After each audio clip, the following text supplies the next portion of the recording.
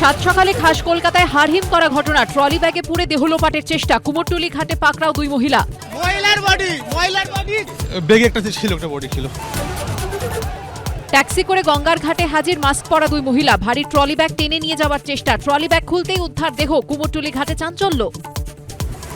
জাতীয় সড়কে বেলাগাম দুষ্কৃতীরাজ, পানাগড়ে প্রায় 20 কিলোমিটার ধাওয়া করে কটূক্তি, বারবার গাড়িতে ধাক্কা, পালাতে গিয়ে নিয়ন্ত্রণ হারিয়ে গাড়ি উল্টে তরুণীর মৃত্যুর অভিযোগ। ইফটিজিং ধাওয়া করে হামলার অভিযোগ, তাও 20 কিলোমিটারের মধ্যে কোথাও দেখা মিলল না পুলিশের। পুরো ব্যাপারটাই আড়াল হচ্ছে, কাউকে কেন ধরতে পারেনি, কি জন্য প্রশাসন কি কাজে লাগছে। কর্মস্থল হাসপাতালে চিকিৎসককে ধর্ষণ করে খুন, হাইওয়েতে খুন চন্দননগরের তরুণী। কথা হলো সন্তানহারা দুই মায়ের। ওনাকে সান্ত্বনা দেওয়ার ভাষা তো নেই, শক্ত থাকবেন এটাই বলেছি।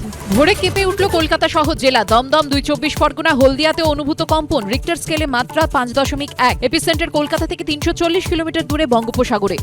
শাসক বিরোধী ভুলেই গেছে উন্নয়নের গান, ভোট টানতে অস্ত্র এবার হিন্দু মুসলমান, ধর্মের তীর এদিক ওদিক দুতরফেই ছোটে, মেরুকরণী প্রধান ইস্যু 26-এর ভোটে, যুক্তিতক্ক সন্দেশ যাত্রা।